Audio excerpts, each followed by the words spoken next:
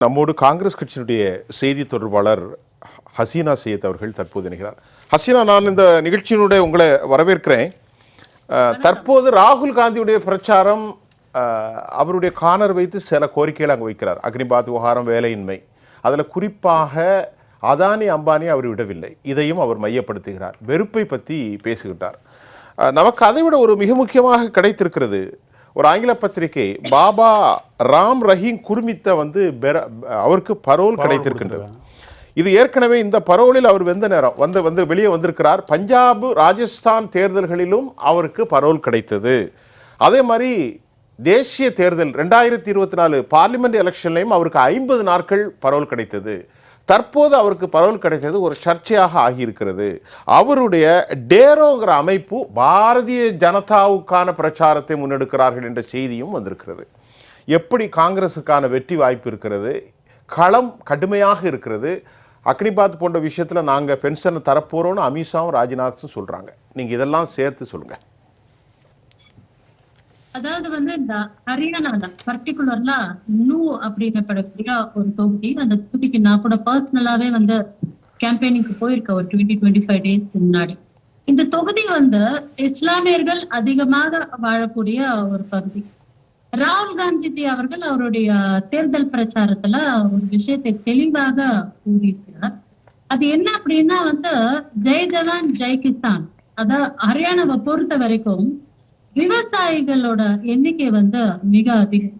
இந்த விவசாயிகள் முற்றுகை போராட்டங்கள் நடந்த போது கூட பஞ்சாப் அண்ட் ஹரியானா தான் மேஜரா டாமினேட் பண்ணுது. டெல்லியோட அரசியல் சூழல்ல ஒரு பெரிய இம்பாக்ட் ஏற்படுத்தக்கூடிய ஒரு 2 பெரிய மாநிலங்கள்ல இந்த சைடு உத்தரப்பிரதேஷ் ஓரளவுக்கு பிஜேபிக்கு எப்பவுமே சாதகமா இருக்கும் அப்படின்னா, இந்த சைடு ஹரியானா எப்பவுமே காங்கிரஸ்க்கு சாதகமாக இருக்கும். இப்ப காங்கிரஸ்க்கு ஒரு வெற்றி அலை நாளைக்கு தேர்தல் நடக்க வைக்கிறது. அதுக்கப்புறம் ஒரு 2-3 நாட்களில் வரக்கூடிய அந்த ரிசல்ட் ரொம்பவே ஒரு பாசிட்டிவான ரிசல்ட்டா இருக்கும் அப்படிங்கறத ப்ரிடிக்ட் பண்ணி தான் காங்கிரஸை விட்டு போன தலைவர்கள் கூட நேற்று நிறைய தலைவர்கள் காங்கிரஸ்ல ஜாயின் பண்ணிருக்காங்க. முக்கியமா அசோக் தன்வர் சொல்லி இளைஞர் காங்கிரஸோட தேசிய தலைவரா இருந்தார். திரிணாமுல் காங்கிரஸ் போனார், பிஜேபி போனார். நேற்று மறுபடியும் காங்கிரஸ்ல ஐக்கியமாகிருக்கார். ராகுல் காந்திஜி கேட்கக்கூடிய கேள்விகள் ரொம்ப எளிமையான கேள்வி. சிம்பிளா மோடி அவர்கள் டெலிபிராம்டரே இல்லாம புரிந்து கொள்ளக்கூடிய கேள்விகள் தான். இந்த நாட்டோட விவசாயிகளுக்கு நீங்க என்ன பண்ணிருக்கீங்க? RSS ஓட சித்தாந்தத்தை நீங்க முன்னெடுத்து ஒரு அரசியல் சாசனத்தை நீங்கள் நடத்தி கொண்டிருக்கிறீர்கள். அதற்கு உதாரணமாக, எடுத்துக்காட்டாக, எப்போதெல்லாம் தேர்தல் என்று வருகிறதோ நீங்க ஒரு குண்டாரிசம் அரசியல் பண்ற மாதிரி, ஒரு வெறுப்பு அரசியல் பண்ற மாதிரி, இப்ப பாபா ராம்தேவ் இந்த மாதிரி ஆட்கள் எல்லாம் வச்சு, இப்போ ரஹீம் இவரெல்லாம் ரிலீஸ் பண்ணிட்டு, இப்போ இல்ல உத்தரப்பிரதேசெல்லாம் சில என்கவுண்டர்ஸ் எல்லாம் பண்ணி இந்த மாதிரி ஒரு வெறுப்பு அரசியலும் ஜாதி அரசியலும் தூண்டுறது உங்களுக்கு கை கலை அப்படிங்கறத இந்த நாட்டு மக்கள் தெளிவாகவே புரிந்திருக்கிறார்கள். உங்களுடைய முந்தைய தேர்தல் விஷயங்களை நாங்க பார்த்து அனலைஸ் பண்ணும்போது ராகுல் காந்தி அவர்கள் என்ன கேட்கிறார், இந்த நாட்டுல எத்தனை கார்பரேட்ஸ்க்கு நீங்க கடனை தள்ளுபடி பண்ணிருக்கீங்க? அத்தனை கார்பரேட்ஸ்க்கு நீங்க கடனை தள்ளுபடி பண்ணும்போது இந்த நாட்டோட விவசாயிகளுக்கு நீங்க என்ன பண்ணீங்க?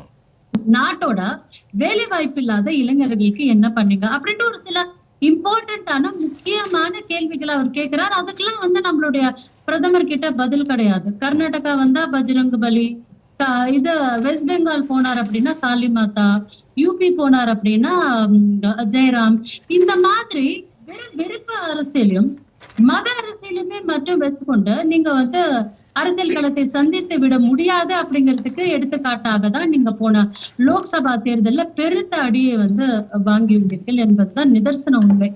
எப்போதெல்லாம் தேர்தல் வருகிறதோ அப்போதெல்லாம் நீங்க ஒரு முக்கியமாக ஹிட் லிஸ்ட்ல இருக்கக்கூடிய ரவுடிகளை வெளியில திறந்து விட்டுட்டு அவர்கள் மூலியமா நீங்க அங்க மத கலவரத்தை தூண்டுவது, அங்க பிரச்சனைகளை தூண்டுவது, பி டீமாக அவர்களை செயல்பட வச்சு அங்க ஓட்டுகளை பிரிப்பது அப்படிங்கிற ஒரு சூழலில் நீங்க ஈடுபட வேண்டிய அவசியம் காலகட்டம் உங்களுக்கு இருக்கிறது. ஜனநாயக ரீதியாக ஒரு தேர்தலை நீங்கள் சந்திக்க வேண்டும் என்றால் மக்களிடம் செல்லுங்கள், மக்களிடம் பேசுங்கள், மக்களிடமிருந்து ஓட்டை பெறுங்கள் விஷயங்கள் அப்படின்னா நீங்க அப்படி பண்றது இல்ல. அரசியல்ல வந்துட்டாலே நீங்க ஒரு பெரிய வியூகத்தை அங்க வகுத்துக்கிறீங்க. ஆனா இதை வந்து ஹரியானா மக்கள் நம்பவே போறது கிடையாது. ஹரியானா மக்கள் நிறைய அடிபட்டு விட்டார்கள் உங்களுடைய ஆட்சியில். டெல்லியில நீங்க பண்ணி கொண்டிருக்கிற ஆட்சி, நீங்க யூபில பண்ணி கொண்டிருக்கிற அராஜகம் எல்லாமே வந்து முக்கியமா ஹரியானா அண்ட் பஞ்சாப்ல வந்து பிரதிபலிக்கும். ஏன்னா இப்போ எப்படி கிருஷ்ணகிரி பார்டர் பெங்களூர் அப்படிங்கிற மாதிரி அங்க ஹரியானாவோட பார்டர் ஜஸ்ட் ஒரு 45 மினிட்ஸ் போனா டெல்லியோட அந்த பார்டர்ல இருந்து ஹரியானா வந்துடும். டெய்லியுமே வந்து மக்கள் வந்து டெல்லிக்கு வந்து வேலைக்கு வந்துட்டு ஈவினிங் போகக்கூடிய ஒரு சுச்சுவேஷன் தான். முக்கியமா ஹரியானால வந்து ஃபரிதாபாத் போன்ற இடங்கள்ல எல்லாம் வந்து டெல்லியில இருக்கக்கூடிய ரெகுலர் தொழிலதிபர்கள் எல்லாம் வந்து அங்க போயிட்டு வேலை செய்யறாங்க. அதே மாதிரி இங்க டெல்லியில இருக்கக்கூடிய மக்களுக்கு வந்து ஹரியானாலேயே வந்து நிறைய நிலப்படங்கள்லாம் இருக்கு, அங்க விவசாயங்கள் நடக்குது. மற்றபடி இந்த ரூரல் ஹரியானா அப்படிங்கிற இடத்துல டோட்டலி வந்து நீங்க பாத்தீங்க அப்படின்னா விவசாயம் தான், கறவை மாடுகள் தான். அந்த பால்ல கூட வந்து அவங்க அந்த நெய்யும் வெண்ணையும் வந்து பியூரா எடுத்து பண்ணக்கூடிய ஒரு வணிகமும், அந்த நெய்ங்க அந்த வெண்ணெயே வந்து ரெகுலரா நார்மல் சப்பாத்திக்கு கூட ஹரியாலி சப்பாத்தின்னு சொல்லிட்டு அந்த வெண்ணெயிலேயே வந்து பச்சை மிளகாவை அரைச்சி அத கரைச்சி கொஞ்சோண்டு ஸ்பிரிங்கிள் பண்ணி அதை சப்பாத்தில மாதிரி சாப்பிடக்கூடிய ஒரு சூழ்நிலையில அங்க விவசாயம் அப்படிங்கிறது தழை தோங்கி கொண்டிருக்கிறது. அப்படிப்பட்ட விவசாயிகளுக்கு நீங்கள் என்ன செய்தீர்கள்? நான் வந்து இப்போ காங்கிரஸ் கட்சிக்கு ஒரு பாசிட்டிவா 10 வருஷம் ஒரு ஆன்டி இன்கம்பன்சி இருக்கும் அப்படின்ட்டு ஒரு செய்தி ஊடகங்களுடைய வருது. ஆனால் நீங்கள் பிஜேபி எதிர்ப்பதற்காக ஒரு பெரிய கோலிஷன்லாம் உருவாக்குனீங்க. ஆனால் இந்தியா கூட்டணி அங்கே கண்டெஸ்ட் பண்ணாத உங்களுக்கு ஏதாவது ஒரு செட்பேக்கா? ஆம் ஆத்மிக்கு ஒரு குறிப்பிட்ட வாக்கு சதவீதம் அங்கே உண்டு. ஆம் ஆத்மிக்கு ஒரு பெரிய வாக்கு சதவீதம் அங்கு இல்லை.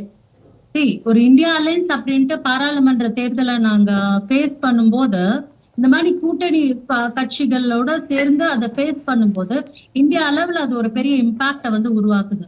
பட் இப்போது இருக்கிற சூழ்நிலையில முக்கியமா அரவிந்த் கெஜ்ரிவால் அவர்கள் அந்த ஜெயிலிங் அந்த விஷயங்கள் எல்லாம் நடந்து முடித்த பிறகான ஒரு சூழ்நிலையில பஞ்சாப்லயும் சரி, ஹரியானாவிலும் சரி, கோவாவிலும் ஓரளவுக்கு ஆம் ஆத்மியோட பிரசன்ஸ் இருக்கு. கோவாவிலும் சரி, டெல்லியிலும் சரி, இவர்களுடைய செல்வாக்கு கொஞ்சம் இழந்துதான் இருக்கிறார்கள்.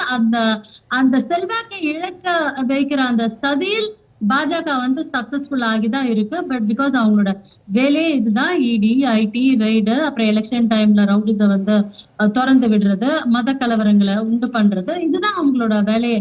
கன்ஸ்ட்ரக்டிவா எதனா இந்த நாட்டு மக்களுக்கு பண்றாங்க அப்படின்னா கன்ஸ்ட்ரக்டிவா அவங்களுக்கு வந்து பண்றதுக்கு ஒண்ணுமே கிடையாது. ஜஸ்ட் ப்ராப்ளமேட்டிக் ஒரு சிச்சுவேஷன்ஸை வந்து உருவாக்கி தேர்தலை சந்திக்கிறது அவங்களுக்கு தெரிஞ்ச வியூகமே தவிர நான் வந்து இந்த நாட்டு மக்களுக்கு இது பண்ணேன், இத்தனை கோடி வேலை வாய்ப்புகளை நான் உருவாக்கிட்டேன், இந்த நாட்டு பெண்களை வந்து இந்த அளவுக்கு நான் எம்பவர் பண்ணிட்டேன், இந்த நாட்டு பட்டியல இருந்தவருக்கு நான் இது செஞ்சுட்டேன், சிறுபான்மையினருக்கு இது செஞ்சுட்டேன் அப்படின்ட்டு மோடி அவர்களை சொல்லி வாக்கு கேட்க சொல்லுங்க. ஏன் அவர் என்ன அவங்களோட கட்சியில இருக்கக்கூடிய எந்த தலைவர்களையாவது வாக்கு கேட்க சொல்லுங்க. அவங்களால முடியாது, கேட்கவே முடியாது. பிகாஸ் அவங்க எதனா பண்ணிருந்தா தானே கேட்க முடியும். இவர் யாருக்கு எங்களுக்கு ரைட்ஸ் இருக்கு ரைட்ஸ் இல்லைன்னு சொல்லி பேசுறது, வேலை வாய்ப்பை பத்தி பேசுறதுக்கு கோர்ட்ல போய் பெர்மிஷன் வாங்கிட்டு இல்ல இவருக்கு ஸ்பெஷல் பர்மிஷன் வாங்கினா நாங்க பேச முடியும்? ஜனநாயக நாடுங்க இது. வேலை வாய்ப்பு இல்லைன்னா வேலை வாய்ப்பு இல்லைன்னா சொல்ல முடியும். உங்களை மாதிரி பூசி மழைக்கு பேச அதனாலதான் கட்சி பறிச்சுன்னு சொன்னாங்க மேம். அதனாலதான் கட்சி பறிச்சுன்னு சொன்னாங்க. கரப்ஷன் கட்சி பறிச்சு வந்து பேச மாட்டோம். சரிங்களா? முதல்ல நீங்க பிஜேபி பார்வையில வந்து பேசுங்க. கருத்துக்கு கருத்து இருந்தா வைங்க, போய் பார்வையில வந்து பேசாதீங்க. அப்புறம் நீங்க எங்களோட ரைட்ஸ் பத்தி பேசுங்க. இது ஜனநாயக நாடு, கான்ஸ்டிடியூஷனலா எல்லாருக்கும் எதை வேணாலும் பேசுறதுக்கு ரைட்ஸ் இருக்கு. ஹரியானாவை பொறுத்த வரைக்கும் it's a thumping victory for the Congress. It's a comeback for the Congress. ஏன்னா கள நிலவரம் எனக்கு வந்து தெளிவா தெரியும். நான் களத்தில் இருந்து விட்டு வந்திருக்கிறேன். அதனால கள நிலவரம் வந்து தெரியும். கனவை 3 நாளைக்கு ஓட்டலாம். வந்து எங்களோட இல்லவே இல்லைன்னு பட்டியலிட்டவர்கள் இன்று காங்கிரஸோடு தான் இருக்கிறார்கள் வட இந்தியாவில், முக்கியமாக வட இந்தியாவில். எங்களுடைய அகில இந்திய தலைமையே ஒரு பட்டியலினத்தவரை சார்ந்தவர் தான். ஆகையால் பட்டியலினத்தவர்களுக்கு முக்கியத்துவம் கொடுக்கின்ற கட்சி காங்கிரஸ் என்பதை ஹரியானா மக்களும் அல்ல, இந்த இந்திய ஹரியானா சீஃப் மினிஸ்டர் பிஜேபியில ஒரு பட்டியல் சமூகத்தை சேர்ந்தவர் தான். அதுல இது வந்து எல்லாமே இது பண்ண வேண்டியது இல்லை. இந்த நேஷன் ரைட் அப்படிங்கறத அறிந்திருக்கிறார்கள். அதுக்கு அடுத்தது இந்த பெண்களுக்கு எதிரான வன்கொடுமை ஹரியானா மாதிரி ஒரு இடத்துல பாஜகவோட ஆட்சியில எந்த அளவுக்கு கேட்கலமாக அரங்கேறியது என்பதை உலக அரங்குகள் பார்த்துள்ளது. எந்த அளவுக்கு அது வந்து அரங்கேறியது அப்படிங்கிறது. வினேஷ் போகட் அவர்கள் இந்த நாட்டின் மக்கள் வந்து கோவிலாக மதிக்கக்கூடிய புதிய பாராளுமன்ற கட்டிடம் வந்து திறக்கும் போது வெளியில வந்து பாராளுமன்ற கட்டிடத்துக்கு வெளியில என்ன பாலியல் வன்புணர்வுக்கு எங்களை வந்து கொடுமைப்படுத்திட்டார் அப்படின்ட்டு பிரிஜ்பூஷனுக்கு எதிராக போராட்டம் நடத்தி இந்திய தேசிய கொடிய கையில வச்சுட்டு அவரை போலீஸ் வந்து அவங்கள அலேக்காக தூக்கி கொண்டு போன காட்சியை நம்ம எல்லாருமே பார்த்தோம். இன்னைக்கு வினேஷ் போகட்டுக்கு எம்எல்ஏ சீட்டு கொடுத்து அழகு பாக்குறதுங்க காங்கிரஸ். பெண்களை மதிக்கக்கூடிய ஒரே கட்சிங்க காங்கிரஸ். பட்டியலினத்தவர்களை மதிக்கக்கூடியவர்கள் நாங்கள். இந்த நாட்டில் சிறுபான்மையினர் மக்களையும் அத்துணை மக்களையும் ஒன்றாக பார்க்கக்கூடியது காங்கிரஸ் மட்டும்தான் என்பதை இந்த நாடே அறியும். விவசாயிகள் வந்து கொடுமைப்படுத்தப்படுகிறார். அவங்க வந்து அவங்களுடைய கருத்தை சொல்றதுக்கு டெல்லியை நோக்கி அவங்க வந்தாங்க அப்படின்னா அந்த ஹரியானா மக்களும் சரி பஞ்சாப் மக்களும் சரி அவங்களோட டிராக்டர் டெல்லி பார்டர் நம்ம நாட்டோட தலைமையாக நம்ம நாட்டோட கேபிட்டல் ஆஃப் அவர் கண்ட்ரி அது உள்ள என்ட்ரி ஆகாம இருக்குது. அந்த ஏழை விவசாயியோட டிராக்டர் அங்க இருந்து அதுக்கு வந்து டீசலோ பெட்ரோலோ போட்டுட்டு வரக்கூடிய டிராக்டர் வந்து உள்ளே நுழையக்கூடாதுன்ட்டு இவ்வளவு பெரிய ஆணைய நடு ரோடுல அடிச்சு வச்சிருந்த ஒரு அரசாங்கத்தை நீங்க எங்கன்னா பாத்திருப்பீங்களாங்க? கடும் குளிர்ல கொரோனா டைம்ல கதறி அழுதார்கள் இந்த விவசாயிகள். டிராக்டரே வந்து வீடாக மாத கணக்குல வந்து போராடின விவசாயிகளை பார்த்து இந்த அரசுக்கு எதனா ஒரு அர்த்தம் உண்டா இவங்க பேசுறது? எதனா ஒரு பாப்பு பார்த்தாங்களா அவர்களுக்கு? தள்ளுபடி பண்ணாங்களா? எதுவுமே பண்ணலையே. அப்புறம் எப்படி ஹரியானா மக்கள் வந்து இவங்களுக்கு ஓட்டு போட்டுருவாங்க? ஹரியானா மக்கள் மட்டுமல்ல, ஜம்மு காஷ்மீர் தேர்தலில் உங்களுக்கு தைரியம் இருந்ததா? லோக்சபா தேர்தல்ல வந்து நீங்க ஒரு கேண்டிடேட் அங்க கண்டெஸ்ட் பண்ண வைக்கிறதுக்கு ஆர்டிகல் 370 பேசுறீங்களே, தைரியம் இருந்ததா? அதெல்லாம் கிடையாது. இந்தியா முழுவதும் 2029க்குள் காங்கிரசுடைய அலை பெரும் அளவில் வரும். இப்பவே நாங்க வந்து ஒரு ரெஸ்பான்சிபிள் எதிர்கட்சியாக எங்களுடைய லோக்சபா அப்போசிஷன் ராகுல் காந்திஜி அவருக்கு உண்டான கடனை நிறைவேற்றி கொண்டு வருகிறார்.